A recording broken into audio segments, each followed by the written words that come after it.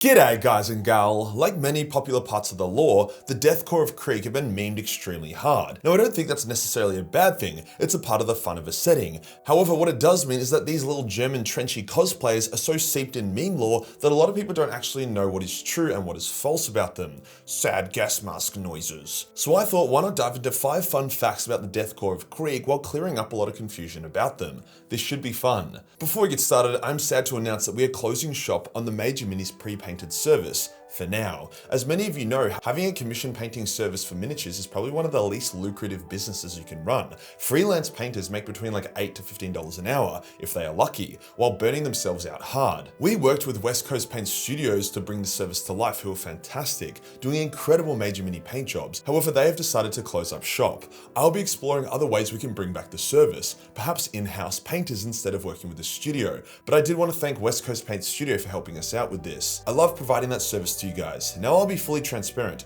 We invested a fair bit into getting a number of Peter Turbos and Shark Armies pre-painted for you guys, since so many people bought pre-painted Big E's. However, this flopped really hard, so I'm listing our remaining pre-painted models for cost price, which is I think around 50% off. I'm literally making $0 on all of these. All the money's for the painter. Pro-painted Peter Turbo for cost price, pro-painted Shark Army, that's right, all 15 models, at cost price. You can get them in Parade Standard, which is fully shaded, highlighted, and ready to rock, or save hundreds of dollars and get them in battle ready, which is clean, game ready, and legal, and you can even spruce them up by painting the details on yourself. But yeah, genuine clearance sale. If these interest you, I literally cannot make them cheaper. Link is below. Today we'll go over 5 fun facts about the Death Korps of Krieg to figure out what is actually true lore and what is meme lore. Let's get into it.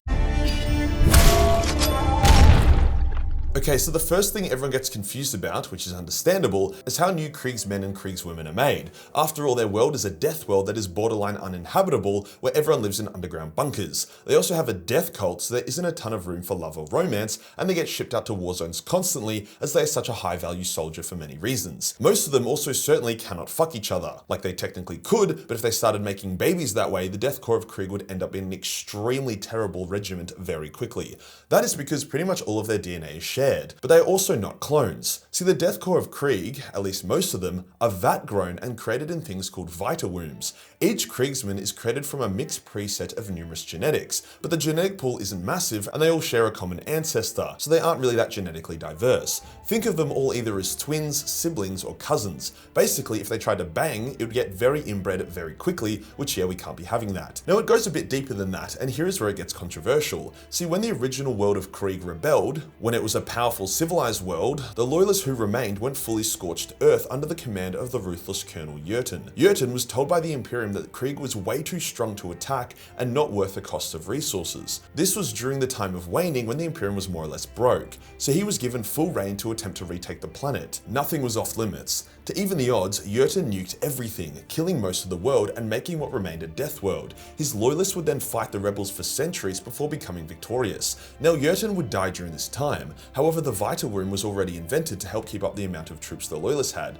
Jurten said he did not want his genetics to be used to create new Kriegsmen. However, this dude was literally Jesus to the Death Korps. So a tech priest took his genetics anyway, lied and said Jurten was cool with it, and then used it as the primary genetic source that almost all Kriegsmen now come from. Now considering Jurten was an incredibly brave, ruthless, steadfast, and loyal Imperial citizen, he's actually a pretty solid dude to use to get the genetics of. However, those that know of his true wishes are pissed about what happened. Now in saying all of that, there are still natural born Kriegsmen because humans will always find a way to fuck. However, the vast majority of them are descendants of Colonel Jurten. Now for some lore about their gas mask vibe. Kriegsmen wear gas masks on Krieg for obvious reasons. It's an irradiated world. Although Kriegsmen have evolved to become resistant to radiation, and most of the world's really bad radiation has already cleared up anyway, half-life and all that jazz. However, why do they still wear gas masks on perfectly normal worlds with incredibly clean atmospheres? Well, the fact that many of them look similar would be very off-putting. Hardcore cloning is strictly forbidden in the Imperium, and despite them not being clones,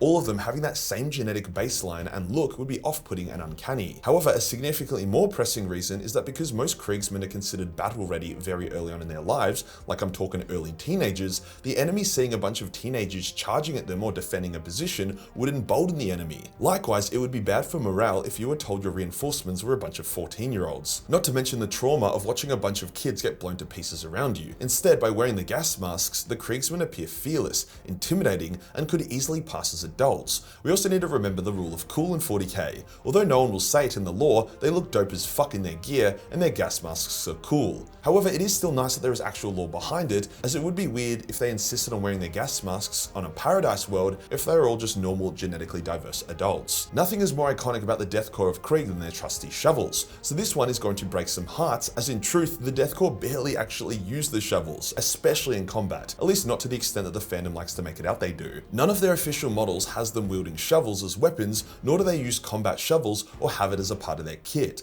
Yes, as soldiers that engage in trench warfare quite often, they do have shovels, called entrenching tools, but it's just a basic part of their kit alongside many other things, not some kind of signature weapon, nor would they use it more than any other Guardsman regiment would. In pretty much all the Kreigsman novels, there is no mention of shovels. The regiment has just been memed so hard that the idea of a bunch of dudes charging at enemy gun lines with shovels sounds pretty hilarious, so people choose to believe that. So yeah, that's not really a fun fact, it's more of an anti-fun fact. However, something pretty incredible has happened. Because the community has made shovels synonymous with the Death Korps of Krieg, it was actually acknowledged in a recent Kreigsman book. One of the characters does actually kill an enemy with a shovel and remarks about how good the shovel can be for killing enemies. However, this bit of lore came from the meme, not the meme coming from this lore. So how did this meme actually start if it's just so inaccurate? Well, bludgeoning people to death in trench warfare with a shovel isn't unheard of. The guys the Death Korps of Krieg were inspired by most certainly killed people with shovels, with the concept of a war shovel, that being a shovel that was sharpened with the intent to kill,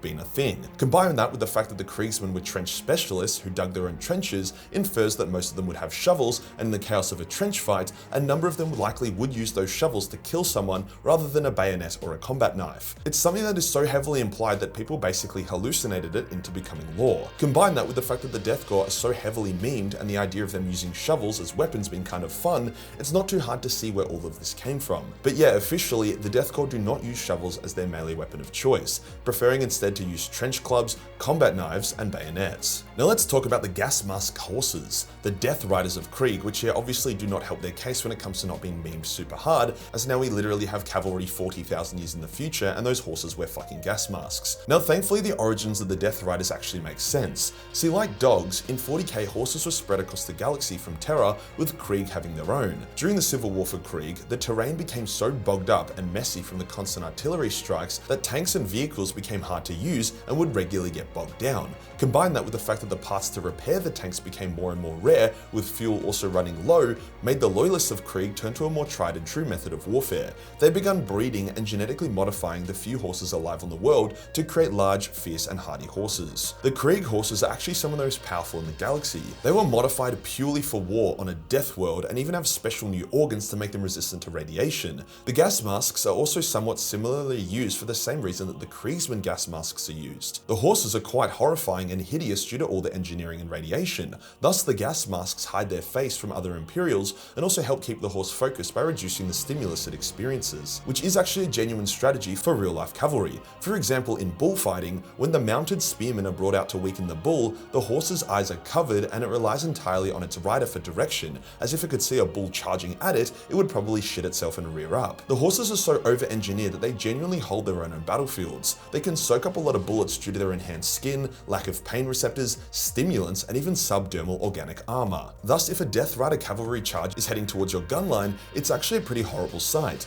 Gigantic, nightmarish horses with gas masks that are hard to fell, with equally terrifying riders who are holding lances with grenades at the tip. If they hit you, which they will, you are fucked, either via the lance or the horse. So the fun fact is they aren't just retards jumping on horses with gas masks in a setting where people use railguns. The horses are genuine juggernauts in their own right. Now the final fun fact is in regards to the Death Korps of Krieg's relationship with death and how it impacts their morale. What makes the Death Korps so attractive and sought after in the Imperium isn't their gear or their skill. In my opinion, other regiments have them beat in that department. What sets them apart is their morale. They are so unbothered by the concept of death that they will hold any line or charge enemy lines with near unbreakable morale. Morale is just so important in war. The reason for the Kreigsman's hectic morale is twofold. 1. Kriegsmen are raised in this strange guilt-trip death cult. Because their world turned on the Imperium, they are told that they are in the Emperor's shitbook, even though they remain loyal and won back the world. The only way to be forgiven by the Emperor is to die in his service. Thus, for them, getting blown apart while charging an enemy gunline is actually a desired outcome. And 2, as most of them are descendant from Jotun, and since talents and personality are often hereditary, they literally have loyalty, bravery, steadfastness, and duty bred into them.